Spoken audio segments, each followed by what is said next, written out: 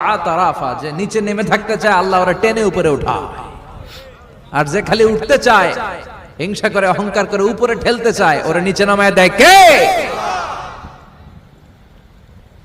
সাইয়েদনা আদমকে আল্লাহ বললেন, আদম সাল্লিমা আলা উলাইকান নাফার লাম্মা খালাকাল্লাহু আদামা ওয়া কানা তুলহু 60 যিরাআন। নিচে নেমে গেলে যে উপরে ওঠে, আর উপরে উঠতে চাইলে যে নিচে নামে। উদাহরণ দেখেন, আদম আলাইহিস সালামকে তৈরির পর আল্লাহ বললেন, আদম সাল্লিমা আলা উলাইকান নাফার, এই ফেরেশতাদের সালাম দাও। কি দাও? সালাম দাও। কোনো প্রশ্ন নাই, আল্লাহ সালাম দিব কেন? ফেরেশতারা আমারে দিব না কেন? আমি আগে দিব কেন? কথা আছে কোনো?